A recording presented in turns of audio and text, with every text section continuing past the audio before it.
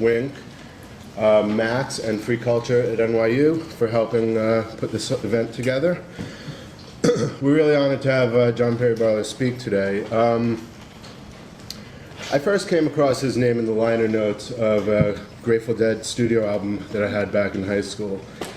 Back then, before the days of the internet, it was difficult to learn more about a person whose name you came across.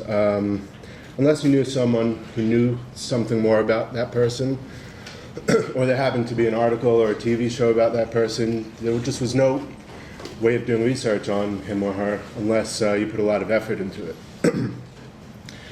In the case of Barlow, for me, I noticed his name associated with other stories and projects I found interesting as the years went on. When I learned about The Well, John Perry Barlow was very much associated with it.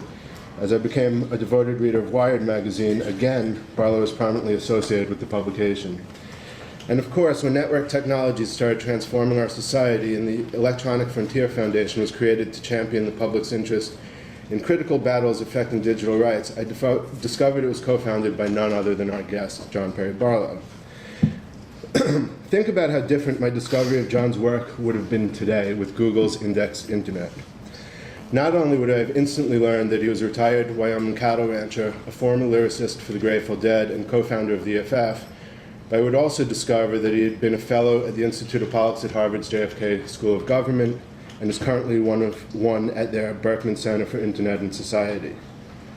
I would have immediately had access to his influential Declaration of Independence for Cyberspace, as well as his other writings on topics ranging from economics to monogamy. I would even learn that in the 70s, he was active in the environmental movement and worked as campaign manager for fellow environmentalist Dick Cheney. After recovering from my cognitive dissonance, another click would reveal that it was that Dick Cheney. What a difference the internet has made in the way we get and process our information. Today, Barlow will investigate how it has also changed our political campaign process. When I first met Barlow 4 years ago, when he spoke at an event hosted by Drazen Pintek at Location 1 in Soho. I remember him saying what an honor it was to be hosted by one of his heroes. Today it's my honor to host one of mine. Please help me welcome peripheral visionary John Perry Barlow.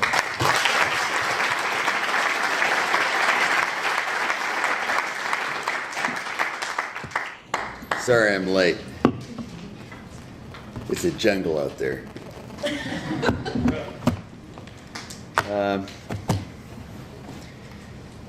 Well, unlike, I would guess, possibly anybody in this room, I grew up without television, pretty much.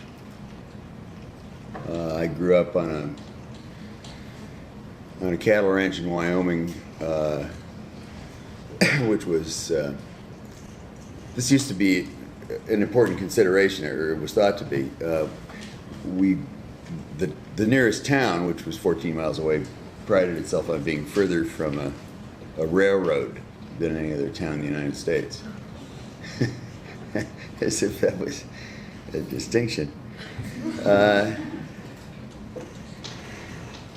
And my exposure to television growing up was sporadic, but by virtue of its being sporadic, it was blazingly intense. My father was in the Wyoming State Senate for most of my formative years. And the Wyoming State Senate, being a sensible deliberative body, met every other year for 40 days, during which time my family and I would move into something called the Plains Hotel in Cheyenne, where they had a television in the lobby.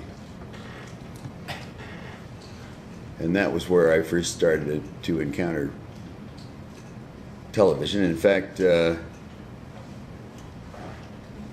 was where I was when I saw the first debate between Richard Milhouse Nixon and John Fitzgerald Kennedy.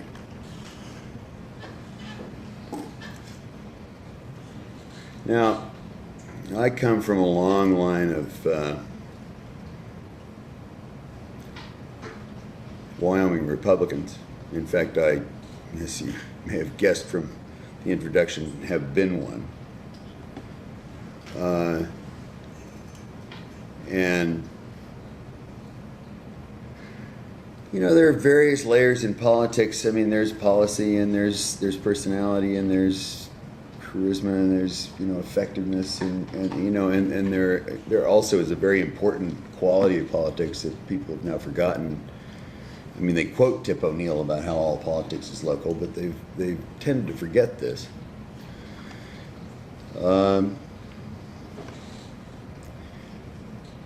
But I had never experienced. I'd been to a national political convention. My mother had been a delegate to the convention in 1956, and I had actually. I should have used visual aids. I guess I have a picture that I took with a Brownie camera, about this far away from you, of Dwight Eisenhower and Richard Nixon. You know, and in those days you could do that. Even on a national level, it was kind of local. But it wasn't local in that McLuhan-esque global village sense. There was a way that you could actually have a sense of immediacy and contact. So that even though, for example, even though the United States geographically was as big as it is now, unless you want to get tricky about the space-time continuum, during the Lincoln-Douglas debates, there were a lot of people who felt an immediacy of contact with those debates for some reason. I mean, a lot of people came from various states and were there, and then they heard stories about it from other people, and they felt a sense of continuity and contact, and it felt like a local event. And in my life, certainly politics had been local. And it was all based on kind of who you knew and what he could do for you and for the cause and for things that were just plain right. And in Wyoming, you know, when things are just plain right, lately I've been wondering, but since Dick Cheney is still from Wyoming, but you know, everybody kind of knew. And when I'm back up again for a second, when I met Nixon, personally, I didn't like him.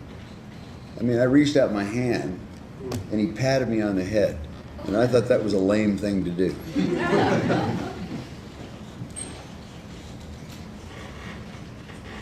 Politics is about that too. So suddenly there were these people on this thing where I also saw Elvis Presley for the first time. At the same time anybody else did that, you know, didn't know him personally. And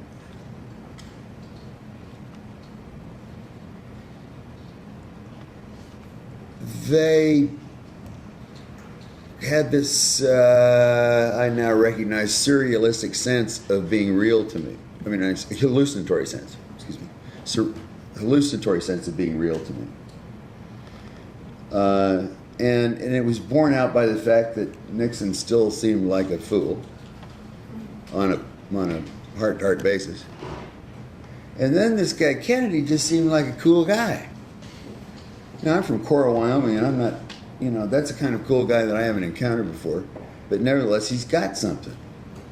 Now, my father hated the Kennedys. He thought they were opportunistic, glib, facile, privileged, spoiled. In fact, my father was right about most of these things, but he didn't understand certain other things about that particular man. But I sat there and I watched that debate, and I thought, you know, if I could vote, I'd vote for that guy. Because he makes me believe in something. And it's different from what I don't even know what it is exactly. I mean, I wasn't listening to the words as carefully as I was watching him. And I think that experience was played out all over America. And people for whom politics had been local up to that point found the McLuhan local and were able to get from the affect of these two people that one of them was lame and one of them was a cool guy.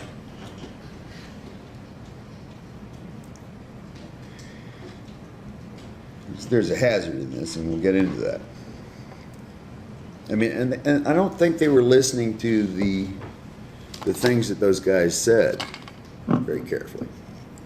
I mean, in fact, a lot of what Kennedy was saying was very bellicose, and he kept nailing Nixon on the missile gap, how we didn't have enough missiles.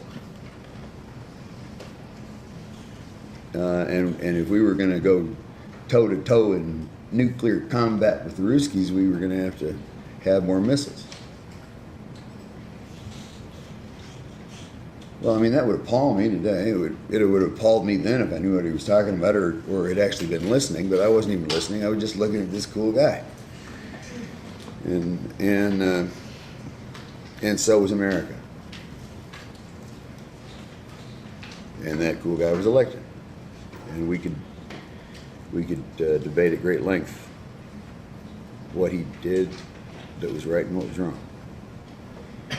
But it was generally received that was the first election that had been decided by television. And I'll flash way the hell forward. I can go back to the Dick Cheney part if you want at some point, because I do intend this to be a conversation more than a broadcast. One of my modest ambitions in life is to eliminate broadcast media, and I certainly have no intention of being one myself. But when I was at the Institute of Politics, which is a swell little sinecure at the Kennedy School,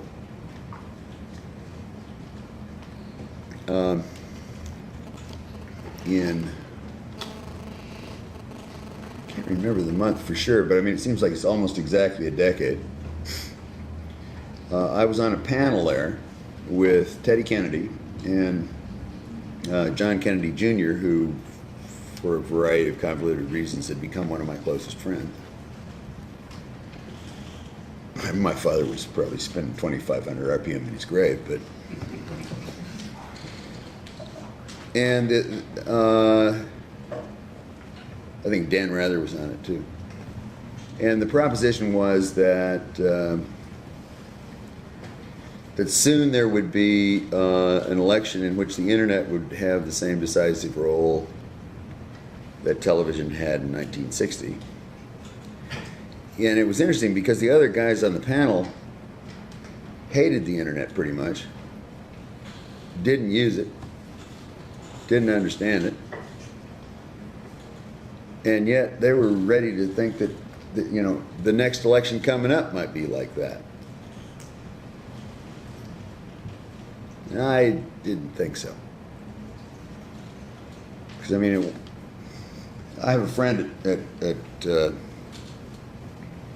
Institute of the Future, a guy named Paul Saffo, who has this idea of macromyopia, which is our tendency to overestimate the influence of a technology on society in the short term and underestimate it in the long term.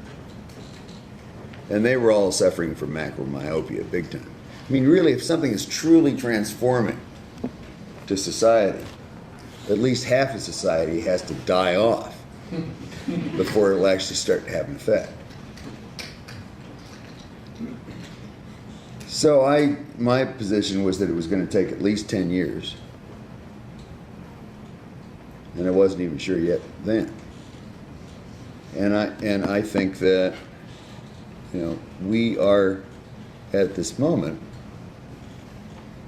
as is pretty self-evident to anybody who's thought about it, at a great crossroads in American history. And one of the many, many things that is going to be determined about our destiny and our being as a nation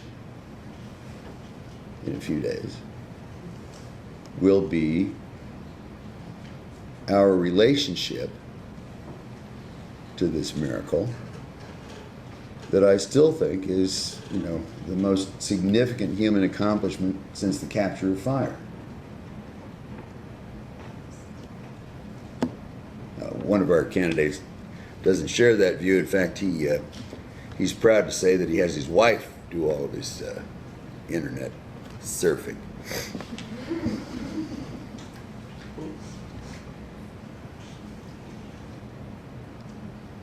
And if McCain wins, then I don't know what I'll think about a lot of things, but I will wonder about the internet too. But I know that if there were a way to use the internet properly in politics on a national scale in order to make politics local and global at the same time, I cannot imagine somebody doing a better job of it than Barack Obama, who didn't make the same set of mistakes that John Dean made when some of the people in his campaign realized that, the internet was a very powerful force for raising money and maybe possibly organizing. We didn't know quite how. And they created this kind of really interesting reverse donut where there was a big ring on the outside, and then there was an inner emptiness, and then there was another thing on the inside, a solid core. The donut didn't have a hole, it had a dough ball in the center, which was the traditional campaign. And they didn't communicate with each other, and that was the system that collapsed. Now, when Obama came along, he realized that had happened, and he used things like Meetup, and he also recognized that when somebody gave to his campaign, they lived someplace, and he had the means to find out where they lived in that local place, and he could find out who else had given in that local place, then they could get together and they could form the seed of a self-organizing system, somewhat. But it wouldn't be unconnected from the center because they had the means to communicate with it all the time.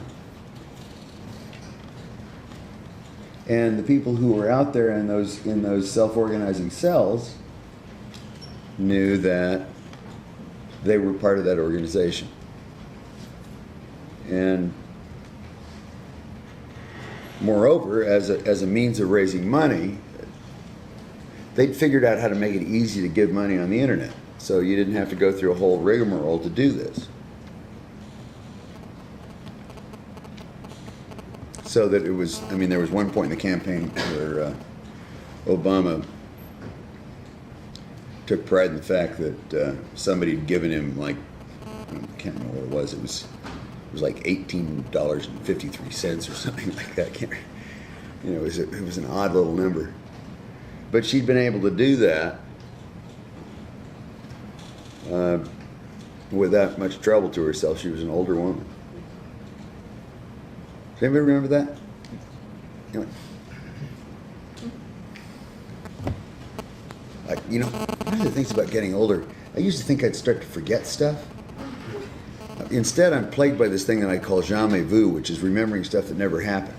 I have more memories now, but I think this really happened, I'm pretty sure.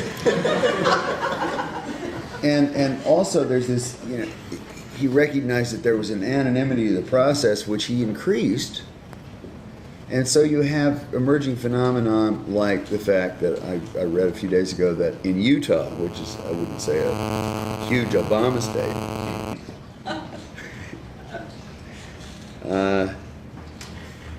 Obama has been outstripping McCain in donations, dollar for dollar, 7-1 since the 1st of September. Now, I would guess that many of those donations are made by people that would not want even their husbands to know that they did that. But they can. What I'm seeing is a campaign that is starting to take shape for the future and is running as it ought to be. And in addition, the way in which the public is coming to understand who these people are is well, I mean, there are various publics. There are many, many, many publics in this great land of ours, even in its current pathetic state.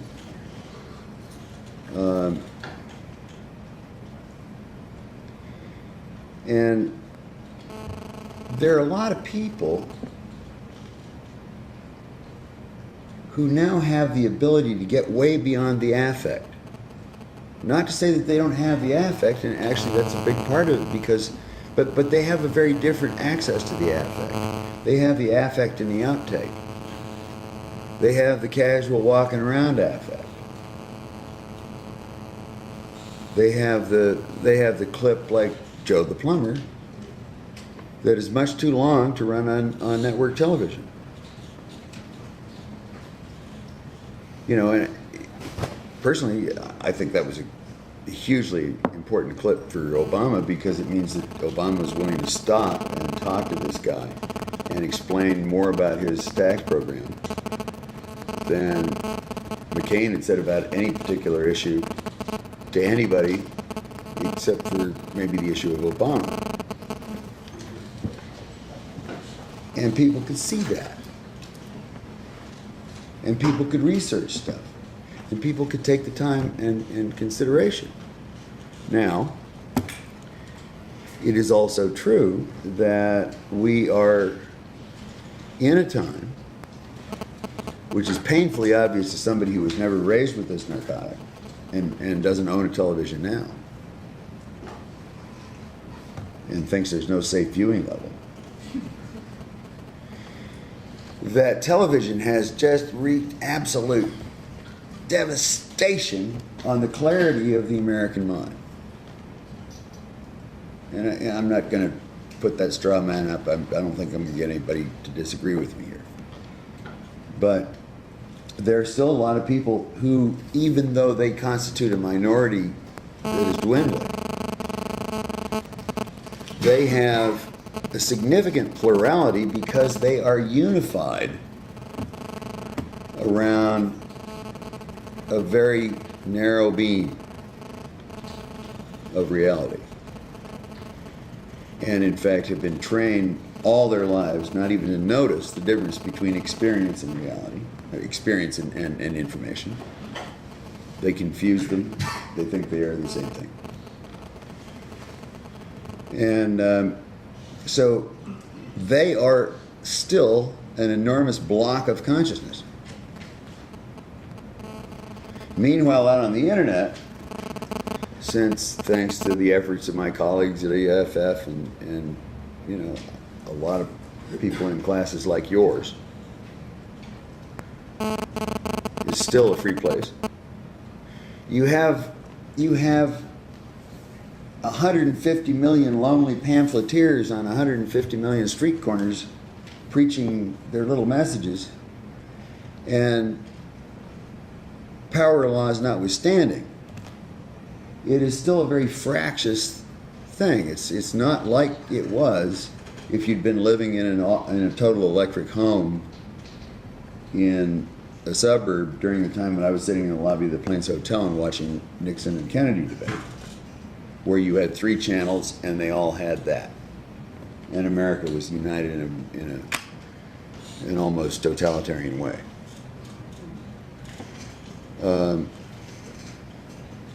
So there's this rant and hubbub out on the internet, which is a very difficult thing to organize politically, except for the fact that now, for the first time, I feel like, I mean, I lamented it for a long time. I thought, God.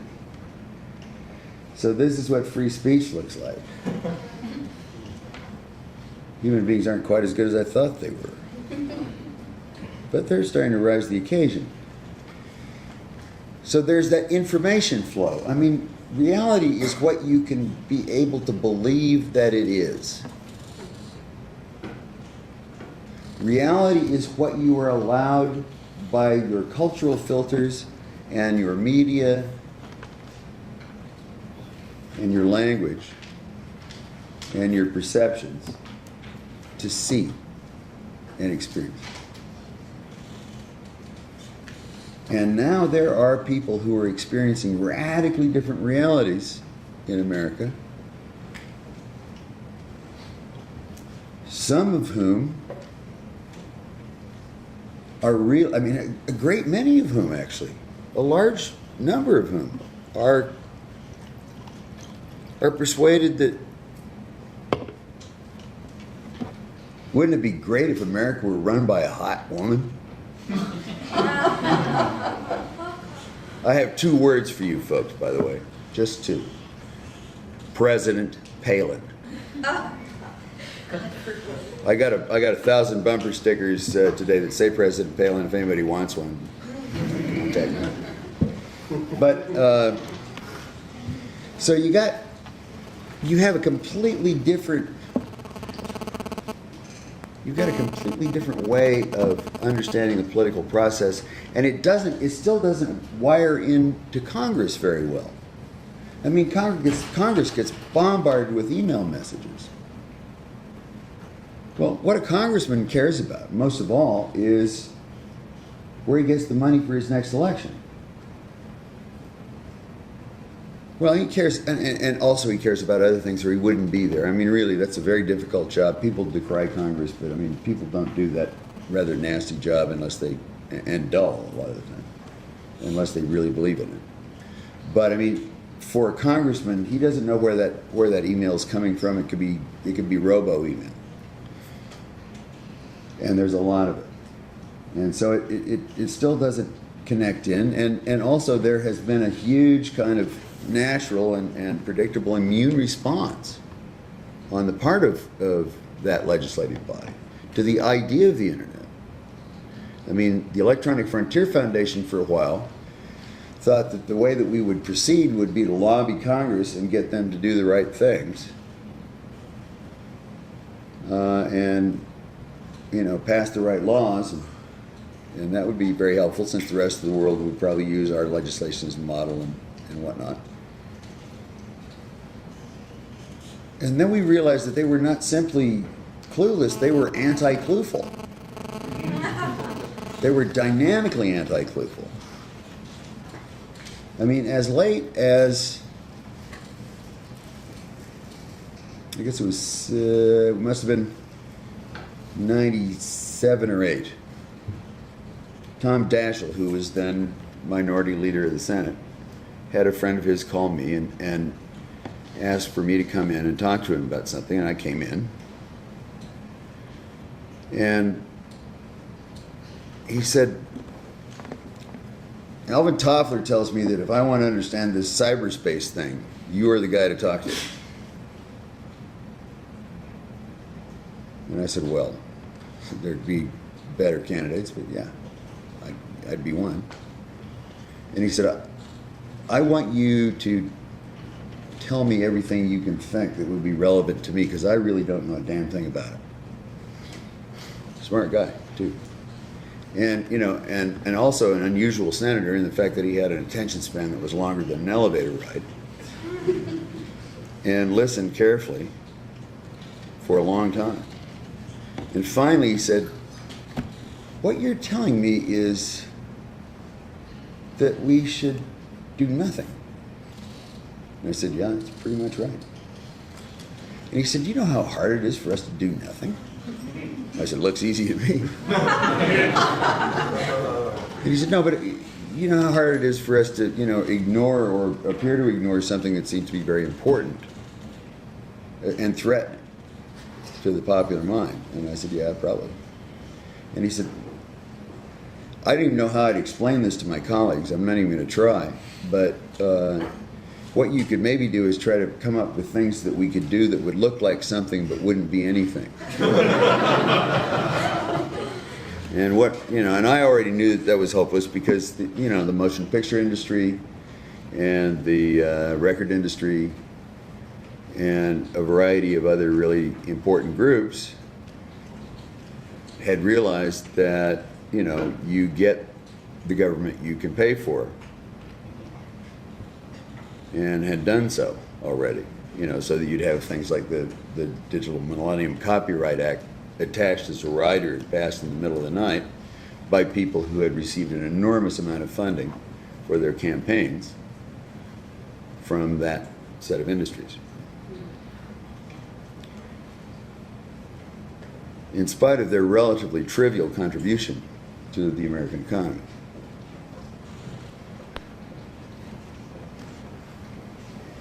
So, we may be on the precipice of understanding how to win an election on a national scale using the internet.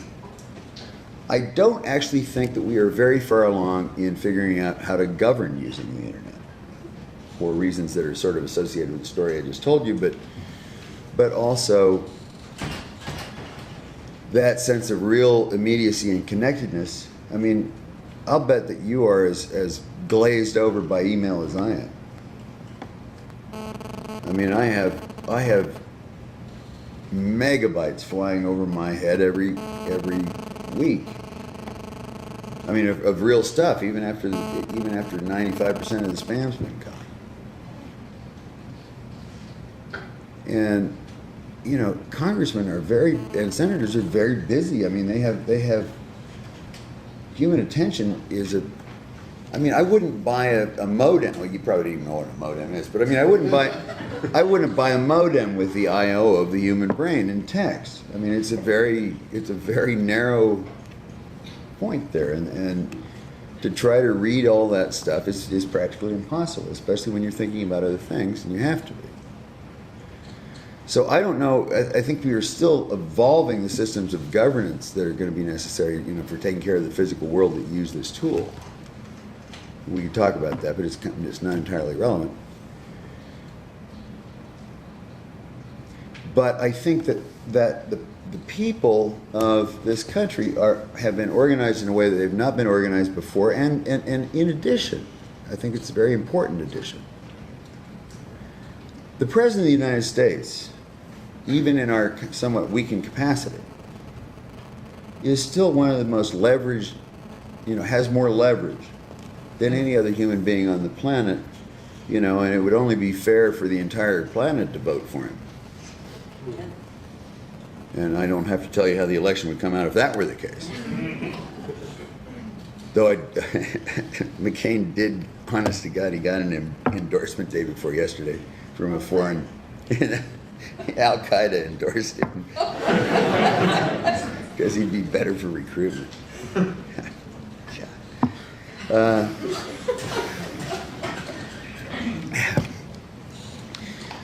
So, I think there are a whole lot of questions that are opened up about the possible misuse of the internet in the way that the television has been misused too. And I don't even begin to know for sure what they are, except for the things that are probably obvious to all of you, like the fact that it is a hugely successful rumor machine. And, there are various people, even known people, who brag about it, who have been starting rumors about, Obama's Muslim past, how he's actually, this is all part of a Islamofascistic plot, been underway for a long time, et cetera, et cetera. A lot of people see that, believe it, and on the internet, nobody knows you're a liar.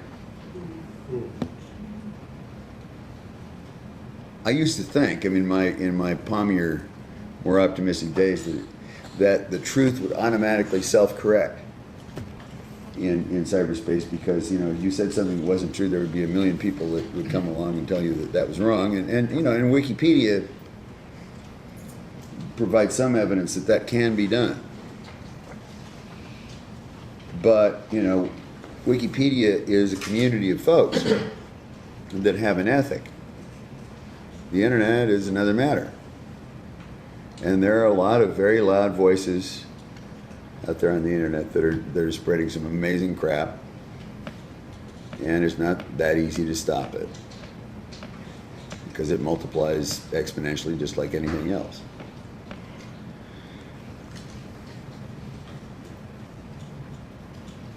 And of course, as you know as well as me, the actual possibility of achieving real connection with other human beings in the same way that I felt I had with Nixon and Eisenhower that day in 1956 in San Francisco is diminished in cyberspace. I think that there is a risk of feeling like we're actually in communication electronically with one another when we're not. And that's going to affect the political process, because it really will always come down to the true bandwidth, which is, you know, prana, face to face, breathing the same air, feeling one another's body language, and God knows what all, pheromones. And we probably are in peril of substituting this thing for that.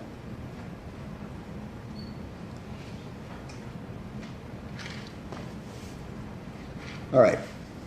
So, since I said I wasn't going to broadcast at you too long, and I know, I see, one of the things about being raised without television and not having it around is I really forget about the attention span of people. Yeah, I mean, we live in an era now where if you don't have attention deficit disorder, you're not paying close enough attention. I mean, you've been programmed to like. So I mean, I've been going on this laconic Wyoming way. You're probably just like, your heads are just like, it's like watching 2001: A Space Odyssey. So could we start a conversation now? Because that's what I really came for. Ted Stevens got convicted on all counts. What's that? Stevens got convicted on all counts. I just got Yes. What a mean little bastard. Tubes. I have a question. Sure. Yeah, you might think it's nitpicking, but I read a thing in the press, I think it was just today, about campaign financing. And what they were doing was they were going to Obama's website and showing that you could make a donation under any name or address that you fancied, and there was no address verification on the credit card. They'd done the same, they'd done several credit cards and so on. And you know, you were saying that people would put money in Utah and people wouldn't want to know about it. So what do you think about that? I'm really glad you brought that up, because that's one of the things that scares me about it. I know that that's being done hugely. I mean, there are private individuals on both sides that If you have go given. to McCain's site, your credit card won't go through without address verification. This is what they showed in the article. Yeah, but the way in which but you can do. I don't have to tell you how easy it is to have a variety of credit cards with slightly different identification. You know, I mean, this is not that hard to do. I mean, I grant you that it is true that the McCain site has been more scrupulous about this, but. Then the further thing of privacy. What if everybody in the world can see who you've been giving money to and so on, that it would, you know, have a restricting effect? Well, you know, how many people here are familiar with the Electronic Frontier Foundation? Well, I recommend us. I mean, look us up, BFF.org. I mean, we've been fighting for privacy in the electronic domain for 18 years. I don't personally think that privacy is all that good a thing. I think there's something sort of pathological about a desire for privacy. I mean, I think it's related to a sense of shame. But that's just me. I was brought up in a small town in Wyoming where nobody had any. I mean, like the framers of the Constitution, who saw fit not to even include it as a right. I mean, it was a foreign concept to them. I mean, what the hell would privacy be living in you know, in the conditions they did, everybody knew everything about everybody. You know, everybody's famous in a small town. But you know, and the thing is that you have in a small town, you have this mutually assured destructive capacity. You know, if somebody wants to rattle your skeletons, you know where their bodies are buried too, and it's just best to leave people alone on that stuff. And in addition,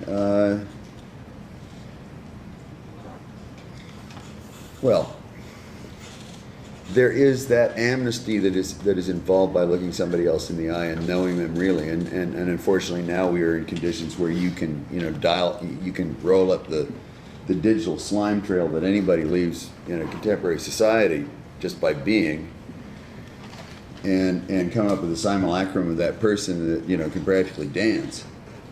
But you will never be able to look in the eye of and have no sense of human warmth toward, and can do anything to, because it is an information thing. It is the ultimate sort of bot.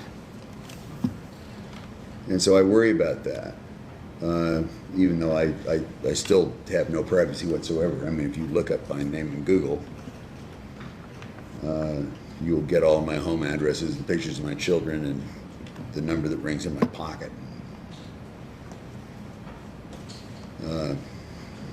And I leave my doors unlocked. Yeah. So your talk was mostly addressing national politics and the presidential campaign. How do you think, or I'd like to have a discussion around how internet organizing changes local political elections, which is in many ways a different question. Like, Very different. Obama's been able to create a sense of human interaction in many ways using television. Like his speech in 2004 was a nationally televised event. Right. But it's obviously very different organizing challenges on a local level. I would just like to have a discussion around that. Well, what do you think? I mean, what do you think? I've worked as a journalist, and I think there's a lot of potential in, you know, folks write about their communities on the internet, and New York City in particular has a really strong local or like neighborhood-focused blogging community. Yeah. So I see that as one potential place to start. It's like you go to the people that already do the work of talking about their communities. But still, even then, you end up falling back on a little bit of a broadcast situation. Because there are definitely people who write to a much larger audience that have a great deal more power than other folks. Even if you can write about your community and write a lot, you can be ignored. I don't know, it's definitely harder to catch on to like unifying themes around local politics, and so it creates a different organizing challenge. I think you're absolutely right. I mean, I think this is a really important question. And when Andrew Roche was running, you'll be hearing from him in a few weeks. Right? One of the suggestions I made to him, I think he thought it was sort of a cockamamie idea, but I was thinking about how well machine politics works. And it really kind of does. You know, what most people really care about a lot of the time is the fact that there's a big gaping pothole out in front of their house. That's a real local issue, and, you know, it's something the government is supposed to be doing something about. And they want government that will go out and fix that pothole. Well, government often now is too, you know, engaged in a bureaucratic clusterfuck to do anything about that pothole or anything else. I mean, you know, we're paying 5 times more taxes on this island than we were during the second Koch administration per capita, and the streets are now worse than they were then because there isn't much local accountability. And I suggested to Andrew that you could come up with a new way, a ward healer system. I mean, a ward system where there really was a kind of immediate feedback. And you could actually involve people in fixing their own problems, you know, so that you could use the internet. If you got a pothole out in the street there, you could go in through the internet and have a truck show up with asphalt, and one guy that could tell people how to rake it in and tamp it, and organize a few volunteers from the neighborhood and actually fill the pothole tomorrow. Instead of having to wait for the, you know, whole elaborate process to rattle down through. But that was sort of an idealistic notion. Anybody else got ideas what to do about how to make the internet local politics? Because I think that's really important. I got a comment that the New York City Council does not webcast, and the only time that things are webcast is when I actually go there with the camera and put it up on the internet myself. Good for you. I bet you see some amazing stuff. I've just been doing the tech committee, but yes. Do people here watch C-SPAN ever?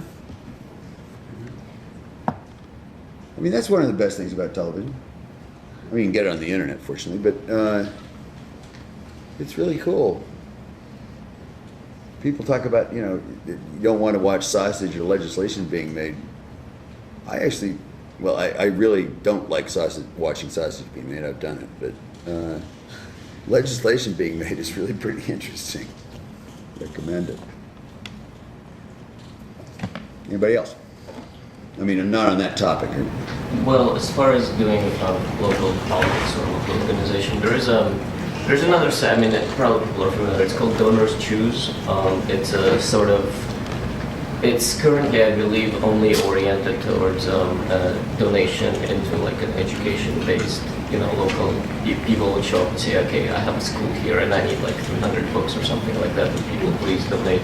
But in the same vein, you could set up exactly the same concept as for filling in local potholes or something like that. You could, just organize your local neighborhood group, so everybody donate $10 to fill all of the potholes in our street, and you can keep it local as opposed to redistributing it back to City Hall and then hoping that it comes back as a windfall back to us. And the problem once again comes up is whether it's not clear. Is the problem the fact that it doesn't exist yet, or the problem is the fact that even if it existed, nobody would actually use it, because it seems like our local communities are sort of disconnected. Yeah, right, exactly. Both. Yeah. But it is great to have at least 2 or 3 other people who agree with you that there's a problem and are working together with you to fix it. And now the internet, I think, is starting to be able to provide, a substrate where that can form, at least, maybe. But I just remembered something that I meant to mention to you. I think a really important, possibly, and profound shift that could come of what's going on at the moment would be, I'll tell you a quick story. There was a guy named Pete Wilson who was senator from California and had been governor of California, and was not he was a Republican at a time when I was, but he came to speak at the Institute of Politics when I was there, and I had dinner with him. And he told me that he was going to quit the Senate. And I said, why are you doing that? I mean, you're like one of the only people there that actually reads the legislation. And he said, no, I don't. I can't begin to. And I said, well, yeah, I know there's a lot of it. He said, no, that's not the problem. From the moment I get elected until the time I'm reelected, I spend a minimum of 4 to 5 hours every day raising money for my next campaign. And often it's a lot more time than that, which doesn't leave me a lot of time to actually do the job that I'm doing. And I realized recently that all I am is a thing that gets reelected, and a constitutional impediment to my staff. And I just don't want to be that anymore. Now, I would bet that Barack Obama during this campaign has spent a hell of a lot less time raising money himself personally than John McCain, because the internet was doing it for him. And I think that will be true after he's elected, if he is. And that could be true in a lot of cases. Go someplace else? Oh, didn't you have your hand up a little while ago? Oh, okay, there. About this raising money, will it, by the next campaign, it be the same for Republican as well? Maybe at this stage McCain is lagging in terms of internet fundraising, but 4 years from now, it'd be the same for both candidates? Well, that's fair. I mean, cool, if that's the case. And I expect that the Republicans are going to be doing a hell of a lot better in the next election than they might do in this one, because they will have given Barack Obama the most insurmountable set of problems that anybody has ever had to deal with. I mean, you talk about somebody who has been given a failure package. What the hell is he going to do? Even if he weren't black, which is going to be a liability. It really is. And anybody who doesn't think that that's a problem is not living in America for very long. I mean, I know, I have, among my more dubious acquaintances, a guy named James Baker, who was actually a really good guy, believe it or not. Was Secretary of State and Secretary of the Treasury. A neighbor he used to, when I was still in the cattle business, he owned the ranch right nearby. And I was talking to him recently, he's voting for Obama. This is the guy that was the lawyer for Bush during the judicial coup that made him president in the first place. An act for which he is sorely repentant. He thinks that's the dumbest thing he ever did. But he's still a Republican. So he's not just voting for Obama because he thinks Obama would be the best guy. But he knows that if Obama wins, then Obama is going to take blame for all the crap that W did in the final analysis, because he won't be able to fix it. So, yeah, there are a lot of Republicans going to do that. I think the only way to have a fair election ever is, I don't think it's sufficient, but I think it's necessary, is for there to be no such thing as paid advertising by either side, by anyone. It shouldn't be a question of who has the most money, whether by birth or by virtue of having the best PR team out there. But, having said that, there's something immensely moving about the fact that Obama has raised a lot of money in little increments by a lot of people. That is really meaningful. But, I think there should be no advertising, period. The newspapers and the television media, the radio, National Public Radio should summarize the positions of the candidates, or let them do it, but you should not be able to buy advertising. I think that's, the cool news is that, among the, after I've killed broadcast media, I will have also killed advertising. That's going to become less and less relevant, in the form that we understand advertising today. The advertising industry is still totally clueless about the freight train that's about to run them over. They're in a state of even glassier denial than the record industry was. But, there are better ways to advertise. There are better ways to, develop a relationship with, your product, whether it's a candidate or anything really. For example, how many people here have ever in their lives clicked on a banner ad? Really? Fools. Even just, back on shiny things. I'm sorry, they're very arrogant. I don't think I ever have.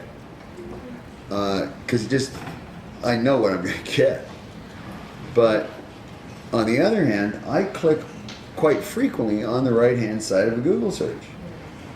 I do that all the time. And often buy the thing that I get as a consequence. So, that's a new kind of advertising, which will also be relevant, I think, politically. Where's it? I was just going to say that I would love to agree with you. And I think that YouTube actually has been one of the most efficient ways of campaign advertising that is not funded. However, I think that the way in which advertising is done is a very good illustration of the management abilities of each candidate. So I don't necessarily think that can necessarily be a bad thing, because it is proven that McCain's negative advertising has, or intense negative advertising has harmed his campaign, and Obama will carry out everything that he's been discussing in his campaign, even with his advertising and even with this huge surplus in budget. And also with The big jury's still out on that, by the way. well, hopefully. But I also think that the internet has played an amazing role in this campaign, because even though it is on such a global level, I personally have felt so much more involved in this election, because I've been getting so much information so frequently, and I know that my roommates are getting the same Barack Obama emails and the same Keating economics videos, and I go over to my friends' houses to watch the debates on the computer while they're live streaming. It's just amazing that all this information is out there at our fingertips. And I know that we're in New York City, which is a country in and of itself, but Island off the coast of America. yeah. It's still, we're making some progress. Yeah, I just watched this last debate on the internet. First time I'd ever done that. And I found that there were subtle ways in which McLuhan was right about that. You know, you're still looking at a thing on a screen, but because that thing is coming through this box, I could do stuff with the image in real time. You know, like honing in on the pulsating veins on McCain's forehead real close. You know, and evaluating in my own intuitive way how close he was to popping a valve. You know, so that we would have President Palin if he got elected, and stuff like that. I mean, I could do stuff with that signal that was quite different. So watching the debate on the internet wasn't the same as watching it on TV. Over here. You mentioned that the internet's like the last real free speech kind of thing, and you don't own a television, it's become kind of just, there's only so many channels and this and that, and obviously there's an unlimited amount on the internet. But what do you feel about, I know a lot of people making a lot of money in PR who will just hits and hits and hits, so then when you go to that Google search, this is what comes up. Maybe in future elections or whatnot, all the candidates will just be spending money making sure that searches lead to this, searches lead to that. And it seems like that the filter, there's still a way for them to focus it, just like a television, you know what I mean? Click fraud. Life is an arms race. From the paramecium, from blue-green algae on up. There is competition which asserts itself in the possibility space as best it can, and armed with technology, human beings have a better capacity to come up with ways to game the system and gain an advantage than any other creature on the planet. And so I have no doubt that there will be lots of that, but there's always one technology, and then there's another technology to counter it, and that's how it goes. The reason we called it the Electronic Frontier Foundation was because we knew it would always be a frontier, that it would never be settled, because there would be constantly new things to deal with, social questions to be asked, exactly like the one you just mentioned. I guess because, on television, there's cable access for anybody who wants to make a show. Yeah. But at some point, it's irrelevant. Powerful force. But exactly, it becomes irrelevant because everyone is tuning into these other stations. And if everyone's tuning into what people want them to tune into, and by these mega clicks, and if people are using these search engines like Google or Yahoo, and that's where it leads to them, whether or not search engines need to have an ethics clause, or I don't know. Oh hell, Google's got an ethics clause. Don't be evil. Stop saying it. I gotta say, any company that says "don't be evil" is just like doomed to be evil.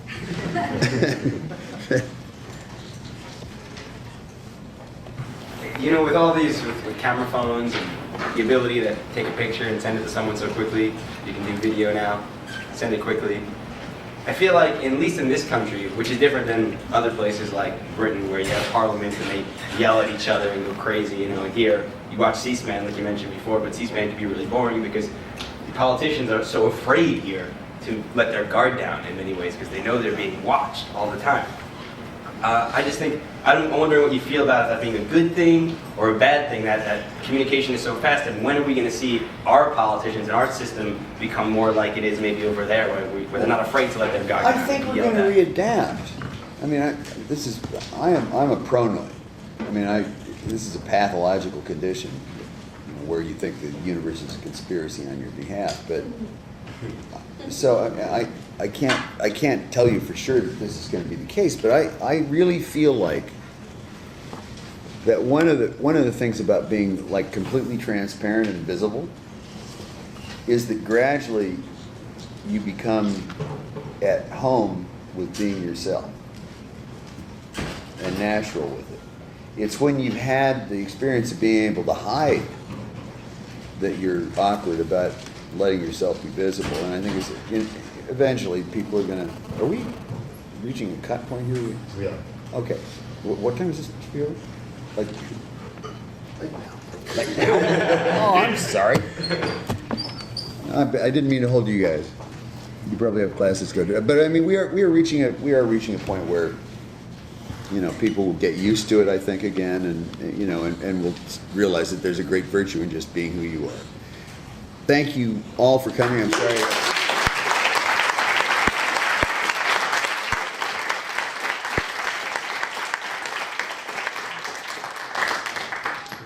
That's EFF.org.